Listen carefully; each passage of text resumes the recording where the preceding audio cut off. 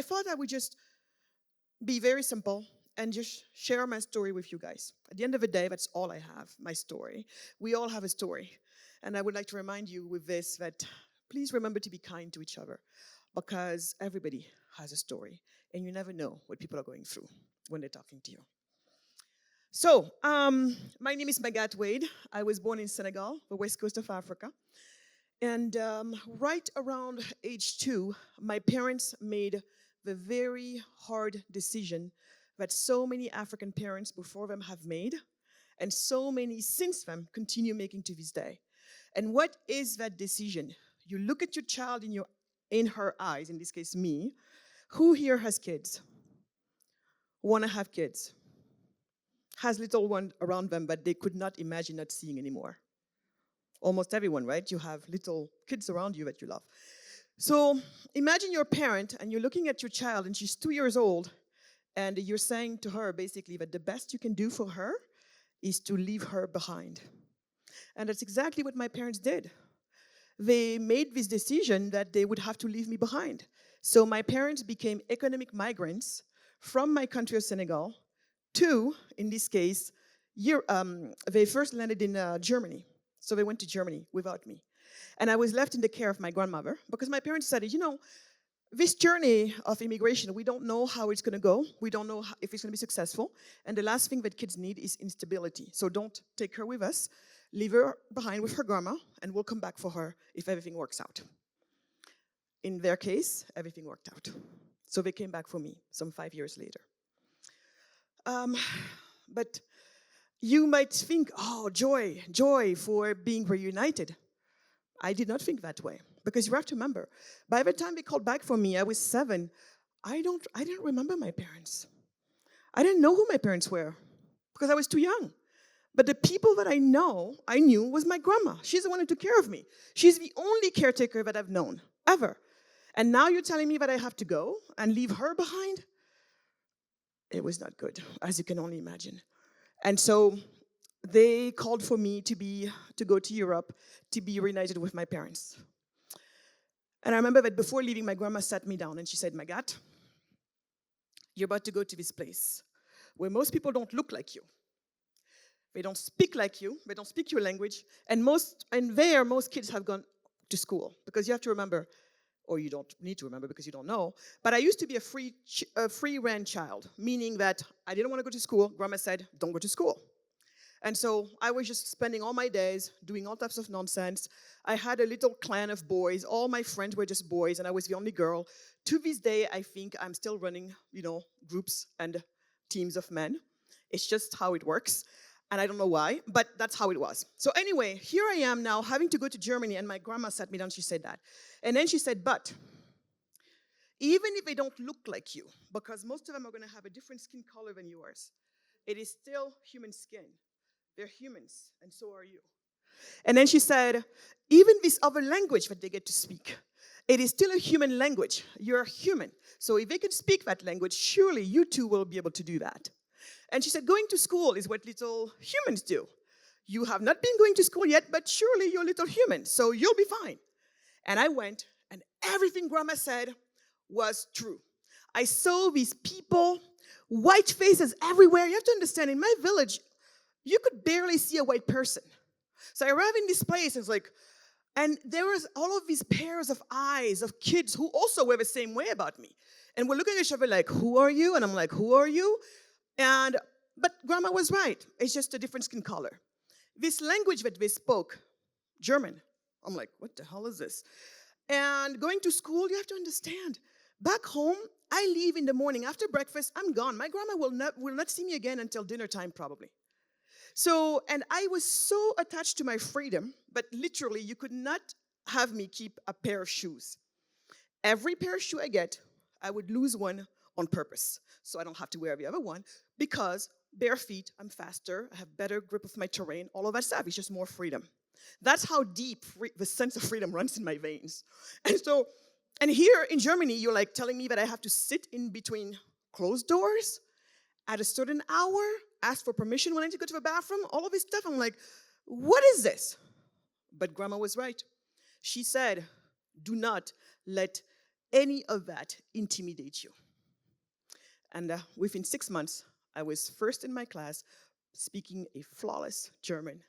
And eventually they had to start making me jump classes. And that's how I caught up with with my delay. She was right.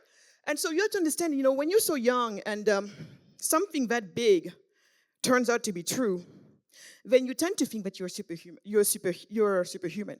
And my grandma, that's really the job she did with me. She really instilled in me a sense of whatever you set your mind to, you can. You can. Doesn't matter how much accomplishment, how big it is, if you want it, you get it. And you get it by getting it yourself. It's only now that I'm understanding more and more that teaching of my grandma. So if you have little ones around you, it's very important to talk to them like that. My grandma never spoke to me like she was speaking to a little child. She always spoke to me as an adult. As a matter of fact, when people saw us talking, they would think, who is the adult here and who is the child? But she always treated me as her equal. And sometimes I would get in trouble and grandma would ask me what happened and I would tell her. And sometimes we would agree to agree, sometimes we would agree to disagree, and sometimes we'll just like, let's wait and see. But in any case, so here, that's what it was. I had to leave this woman behind, not knowing if I would ever see her again. And as a matter of fact, that woman passed away behind my back. That's the tragedy of those of us who have to deal with immigration.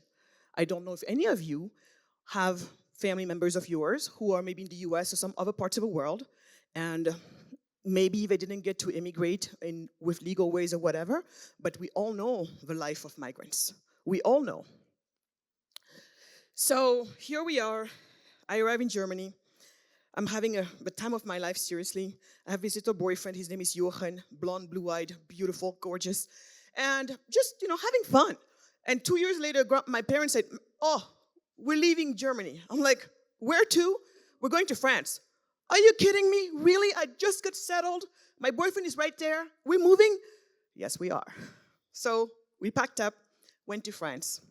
And there, I arrived in France, went to school there. Yes, I spoke French, but speaking French is not the same as mastering it academically speaking. There, too, I did what grandma said. Don't be intimidated.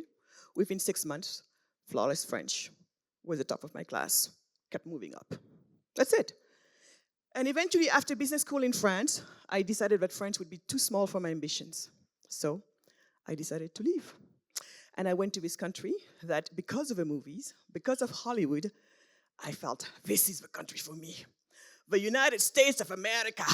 Because there, I'm going to get to live my American dream. I just knew it. I had to live my American dream. So I left.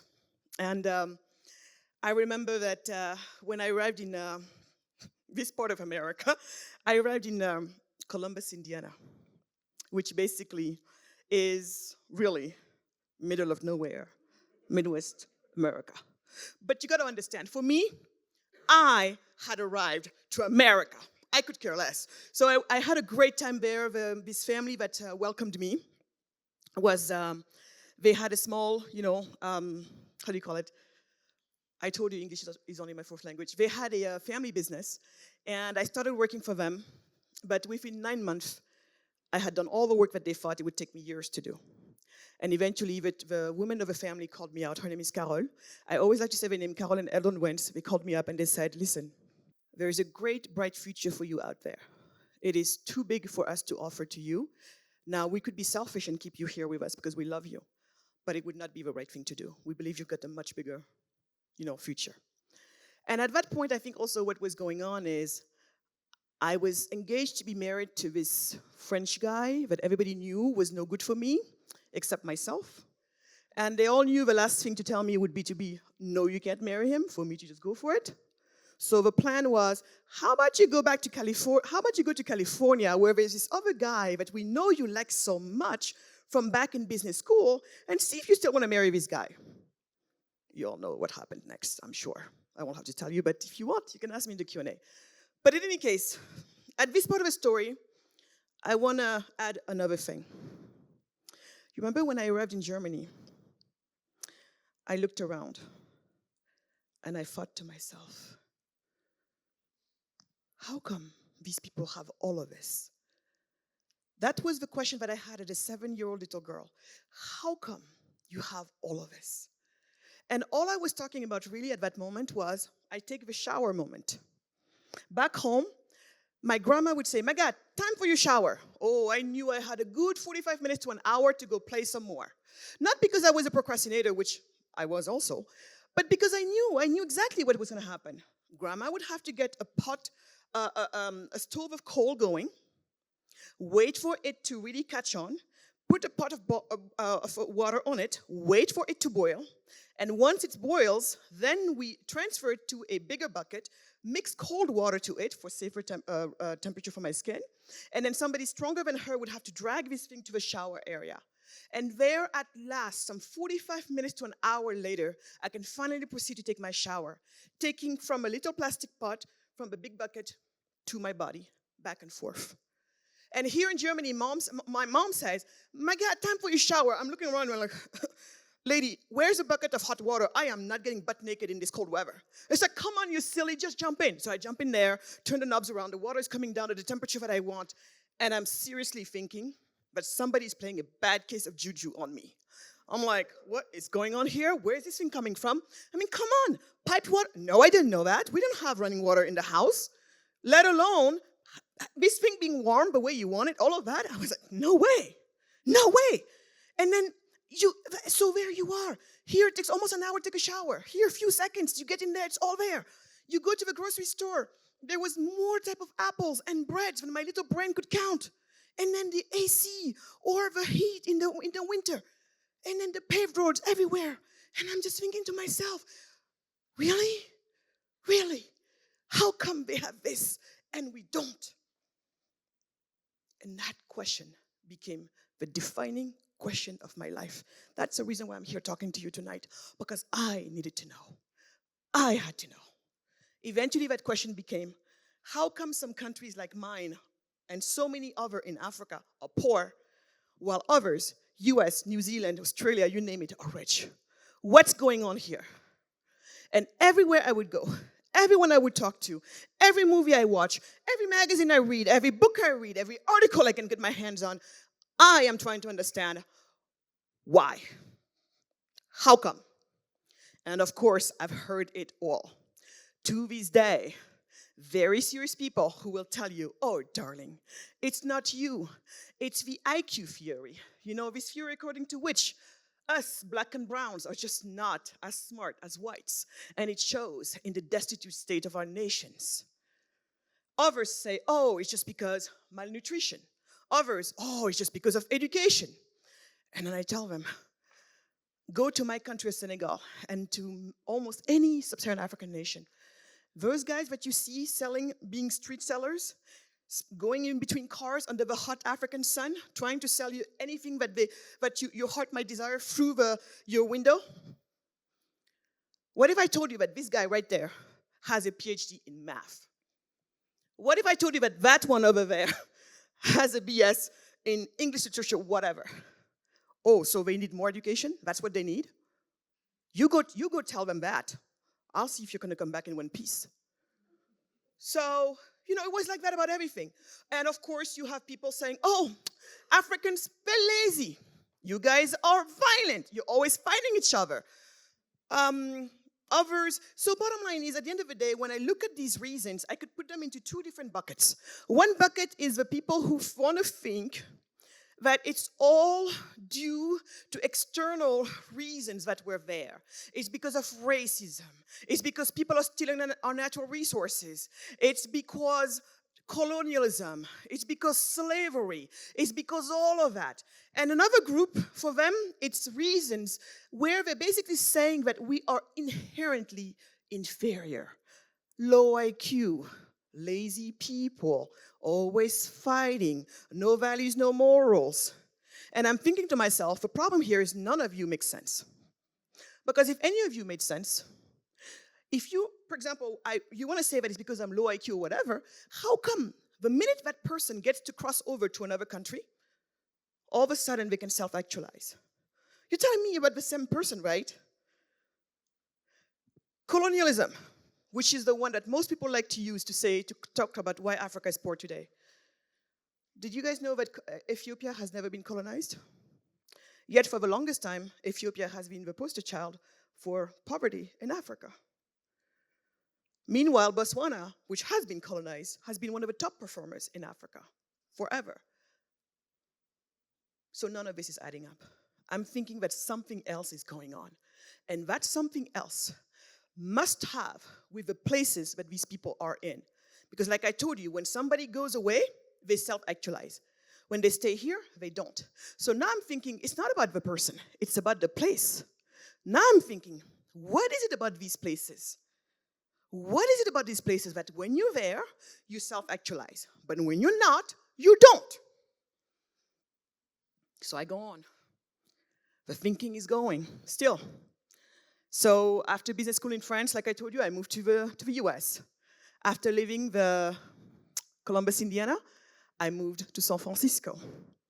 And there in San Francisco, I was working with many tech companies, working for companies like Google, like Netflix, before they became household name brands.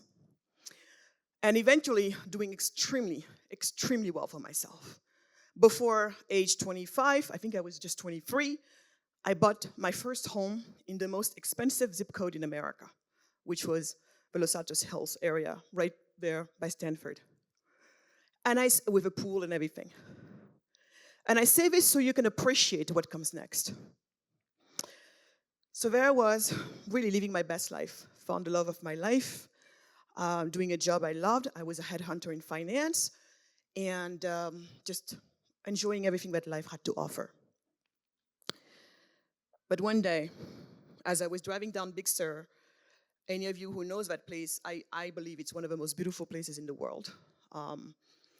And on Highway 1, the Pacific Ocean was down here, way down below here.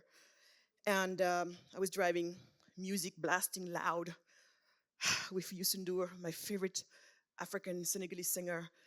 And, in my Audi, just great life. And I was in a state of joy. The joy that one can feel when you think about the place that you came from. Remember, this is a little girl who came from a home that didn't have running water in it. This is the little girl whose grandma would always say to her, "In your eyes, I can see the universe." So everything was happening that grandma was saying. So I was feeling so good about all of that. And I was feeling so much gratitude for God and everything that He's given me and all the people that He's brought into my life, because I believe that God exercises His grace through other people. And so a village, an entire village, had to show up throughout the years and the places to help me get to where I am today. And I will forever be grateful to every single one of those people. And so on that day, that's how I felt. I was just full of gratitude and joy. Yet, I knew what would happen, because every moment I feel that way in my life, I also know what happens the very next second. The very next second, it's almost as if somebody flipped a switch in my head. Everything goes dark. And with that darkness, pain also comes. A great, heavy, dark pain. It's the pain that I always feel right after feeling good about life. What is this pain? Where does it come from? It's a pain that comes when I am looking at my life, the life of abundance that I was afforded in the US, and comparing that, contrasting that with a life of scarcity that I had left back home. It's the pain that comes from the full knowledge that people are packing themselves into little fishermen's boats trying to cross to Europe in search of a job. And oftentimes the boat capsizes. Right? Bless you. Right now we've got thousands of young Senegalese dead at the bottom of the ocean serving as fish food. And when it's not those stories that come up to your mind, it's the story of a body that somewhere above England drops from a plane because somebody thought it would be a good idea to hide into the landing gear of a plane on their way to Europe in search for a job. to also feed the little girl like me. And when it's not that, it's people taking the land route, because sea route is too dangerous, air route is too dangerous, let us take land route. And when you take land route, what happens? People get stuck in Libya. What happens to you when you get stuck in Libya? Do you know what happens to us? We're being sold as slaves. My price on the market right now is between $300 and $500. It took for CNN to write about it for people to believe us. I belong to some WhatsApp groups where all we do is buy the freedom back of people who have been captured like that so that they can go home.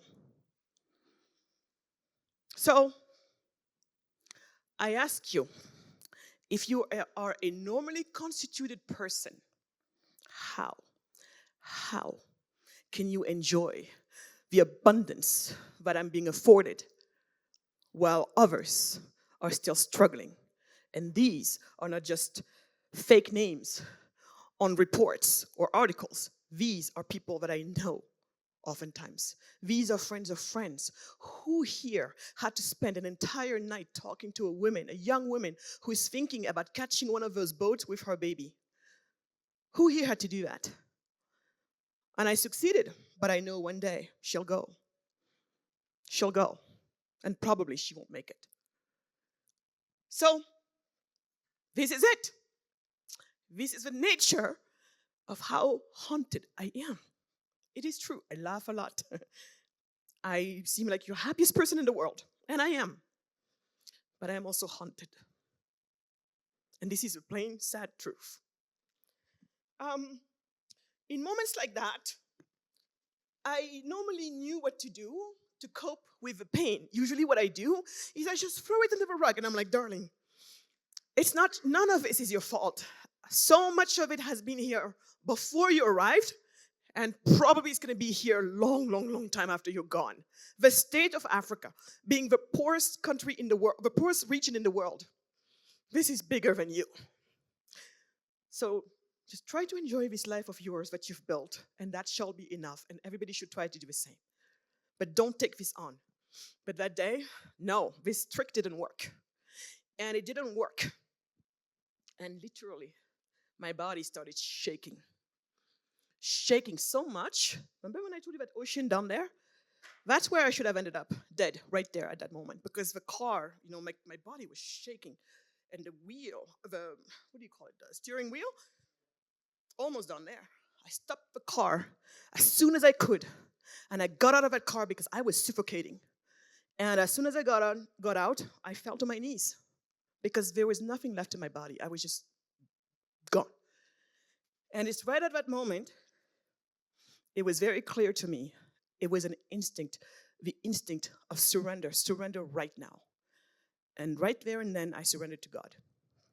I said, God, from here on, every breath that you give me, I want to put it to the betterment of Africa. That's it. I don't know what to do, though. You're going to have to help me and show me the way. But I'm going to show up every day that you give me. And that's it. And as soon as I did that, it was a whole new day. I got up, got back in the car, turned around, drove home, knowing in my bellies of belly that nothing would ever be the same again. I don't know how, but I just knew it. So went, and it's funny because, as you can imagine, I've had to tell this story I don't know how many times by now. And every time I tell myself, today is the day you're going to say this with a straight face, no cries, no nothing. I guess I failed once more. So anyway, I head home, and a few months later, I head home to Senegal. It's been 4 years since I haven't been, and I'm taking with me Emmanuel, my beloved, and to show him where I came from. And we went there, and we realized that this hibiscus drink that I grew up with, and I was always telling him about, had disappeared. And then Emmanuel is like, and I became angry about that too, because I'm like, listen, my culture is disappearing, my people are dying. What have we done to God for this to be our lot? And my best friend will always say, leave God out of this. It's us humans who are being the crazy ones. And I guess he's right. Anyway, when I saw that, my whole idea was, listen, After, of course, I had 3 days of panic and depression and who knows what else you want to call it. And I decided I'm going to start a company.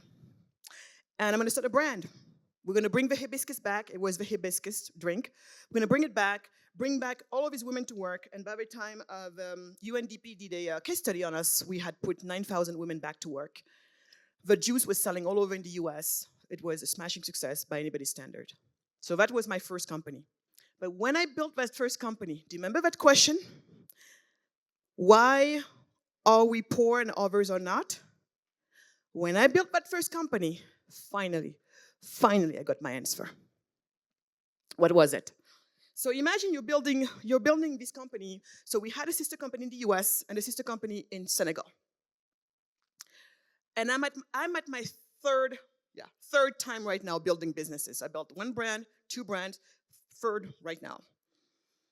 And and each time there's a sister company there, a sister company here. And usually a mother company somewhere in the Cayman or something like that. But anyway, the first time I did this, I was shocked. I was so shocked. In this country called Senegal, it took us almost 2 years to legally register your business. In this country called America, it took me back then less than half a day. Today, you can do the same thing in 10 minutes, maybe faster, depending on how fast you type. In this other country, Senegal, to hire or fire anybody, I have to have the approval of the state. In America, it's employment at will. We sign a contract, we get to work. You don't want to work for me anymore? You give me 2 weeks notice, you're gone. I don't need you because maybe business went down or whatever. I give you your notice of 2 weeks, we're done. Over here, you have to jump through so many hoops to get different licenses and permits and who knows what else. In the US, none of that stuff. And it was like that about everything. And we call that the ease of doing business, right? How long, how much money it takes to start and run a business. And I guess, and the difference was so shocking that I was I thought to myself, I guess it's because we're so poor that everything is so hard. And conversely, it's because we're so rich that everything is so easy. Not that entrepreneurship is ever easy, but you know this other part of it that I'm talking about, that is not part of the game. The real game is fighting on the market, not fighting your crazy government. So that's what I thought. But the minute I said that, I thought to myself, but wait a second. You're poor because you don't have enough money. At least you don't have enough money to take care of your basic needs. You don't have money because you don't have a source of income. See, oftentimes, if you don't, this is very crucial. For you right now, I said it sounds normal. Tomorrow, test it out. Go out and ask people, why don't you have money? Why do you think some people don't have money? No one almost is going to tell you that it's because they don't have a source of income. People are going to come up with all types of things. You're going to hear, oh, because they don't have enough education. Oh, it's because they don't have this. Oh, it's because maybe they're abused. Some people might say maybe they don't have a job, but oftentimes you'll see people saying they're not going to do that connection. So that connection is really important. Don't have money because you don't have a source of income. What is a source of income for most of us? A job, isn't it? Where do jobs come from?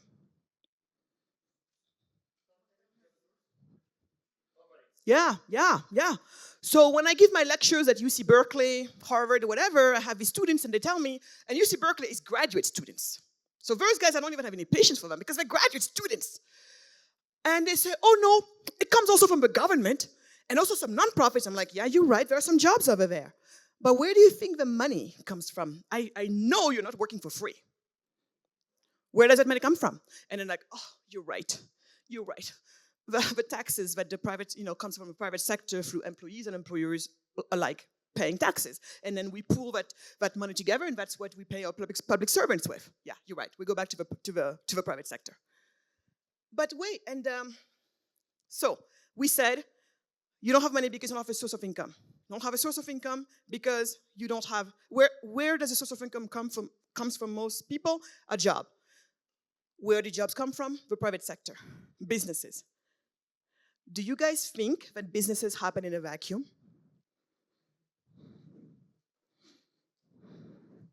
Nope. If you have a tomato seed, it might be the best heirloom tomato seed in the world, but yet you take it and you plant that tomato seed in a rocky in a rocky terrain. There's no sun. There's no light. The soil doesn't have any of the nutrients that it needs. Are you going to have a beautiful, juicy, nice, ripe tomato heirloom producing tons? Are you? No. No. That's the same with us entrepreneurs. Entrepreneurs and businesses need an enabling business environment. Yet you just told me that African nations are the ones that have the most rotten business environments in the world. Because once I found out about that, I thought to myself, is it only my country? And I discovered, no. There's something that the economists call economic freedom. Economic freedom is just that, this freedom to enterprise. And report after report after report, the Doing Business Index ranking of the World Bank, the Fraser Economic Freedom Index, and multitude of these, they all show what it is that as an African entrepreneur, I am going through every single day trying to do business in Africa, which means swimming through molasses, literally. There I had it. There I had my answer. Africa is not the poorest region in the world because we're lazy, because we're low IQ, because colonialism, because slavery, because any of that stuff that I heard. We are the poorest region in the world because Africa has the worst business environment in the world. And yes, Africa has 54 nations, 55, 56, depending on how you count. Yet, when it comes to this issue, we're not even a town, we're a village, meaning that we almost all of us share the same ploy.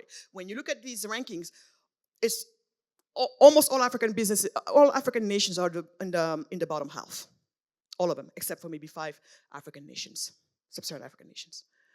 So there you have it. That's it. That's it. That's why you even had me talking to you guys today, because once I discovered that, then my goal was, okay, how do we solve this problem then? How do we? It's good to be an entrepreneur. I'm creating as many jobs as I can, but we need many more to be free to do the same thing. And people should not be like me, having access and having, entrepreneurship is hard, it doesn't matter. But, you should not have all the money in the world to have lawyers and to be like me, able to go to the head of customs, sit down with this person, look at binders and binders and binders of rules and regulations to see where the loophole is, and then get a special note from the head of customs so I can avoid some of this crap of the first 2 years and at least grow some wings and start flying before regulations catch up with me. No, you need to make it easy for everyone, everywhere, who has a good idea to just get going. And so, because of that, I thought to myself, I gotta think about how can we change this problem at the macro, at the bigger level. And that's when I started to look into the world of policy reforms. I didn't know any of this stuff existed. Oh, and by the way, if I told you that I used to be a commie, now you're like, really? Yeah, I used to be a commie. Yep, I'm not proud of it, but that's the truth. I was like, big business is bad, they're all cronies. I hate business people, I hate business. That was me. That was me. So when I discovered all of this, I had to become serious about policy reforms, about the free markets. That's when I discovered this beautiful world of UFM, and it's just, once you see it, you can't unsee it. And so eventually I became the director for the Africa Center for Prosperity at the Atlas Network, the largest organization of free market think tanks in the world. In the process, by the way, I lost 90% of my friend, 90, because remember I told you I was a commie? When you become what I became, how could you keep your friends? Doesn't work. So that was it. And then we oversee all the African think tanks that Atlas Network invest in. And that's great. They're doing amazing work in terms of policy reforms in the respective nations. But then I'm thinking to myself, this piecemeal legislation, while it's necessary And these guys are all doing a great job. I can't just be happy with just that. Because any of you who has been involved in policy reforms or even watching some of them happening, you know that by the time you get one taken care of, it takes a lot of time. Meanwhile, you have 10 more regulations and rules being propped up somewhere else. So it very much feels like you're just, like in the rat race. Meanwhile, I've got millions and millions and millions of young people coming to an age of work in Africa without a job in sight. This is a time-ticking bomb. I remember giving a talk at MIT. That one was maybe 10 years ago, 12 years ago. And I was telling all of these engineers who thought that they had solved the world's problems. And I told them, we were talking about this, and I told them that basically what I saw in my eyes, if we don't get African nations to become prosperous soon and fast enough, what's going to happen is all over Europe, we're going to have waves and waves of extreme right-wing political parties winning all over the place on the promise of we're going to keep these immigrants out. Was I right or wrong? And it's not going to stop there. Something really ugly is coming for all of us. Last time I checked, we share this globe. The only way we're going to maintain peace among ourselves is to make sure that everybody becomes prosperous. That's the only way. And it is possible. It is possible. So that's why I felt that policy reforms, while great, piecemeal legislation goes too slow, given all the amount of people that are coming out and needing jobs, and the jobs are not there. And that's when I looked around and started paying attention to what we call the startup cities. Some people call them free cities. I'm sure maybe some of you heard about Prospera in the next door nation. So what you guys need to understand here, for those of you who don't know what it is, at the end of the day, the concept is very simple. If indeed the business environment is what poverty is solved by prosperity, not poverty alleviation, by the way. Poverty is solved by prosperity. Prosperity is built by entrepreneurs. Entrepreneurs need an enabling business environment. So what this is all about is, in these countries that lack it sorely, carve out little areas, and in those areas, go after the commercial rules and regulations only. Don't touch family law, don't touch defense law, immigration law, any of that, because that's really is the domain of a sovereign nation that these zones are in. And so for us in Africa, what we're doing is we're creating little zones where we try to create the best business environment so that African entrepreneurs like me and others don't have to migrate away to build businesses that they're building when they get to America, or they get to Dubai, or they get to places like that. You allow them to build them straight at home, because when they're able to build them straight at home, those jobs that they create are jobs that go to people at home who say, I want to stay home. I want to build my family at home. And then, if that had happened for my parents, I would not have been separated from my grandmother where I was. My grandma would not have been dead behind my back.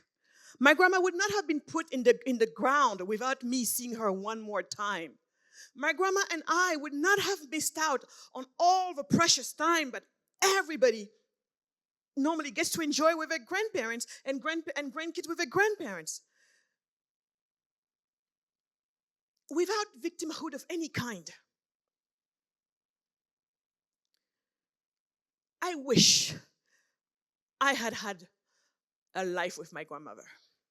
And in a way, at the end of the day, everything I'm doing is that others get to have what I did not have.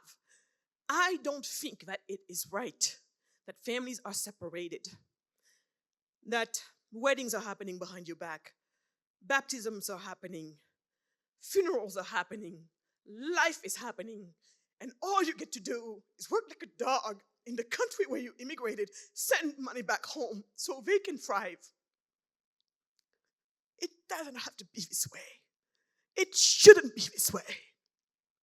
So that's what I'm working on now. knowing that if one of these works, everything will change in my lifetime. In my lifetime, I get to see a prosperous Africa. And that has been the remedy to my hauntedness.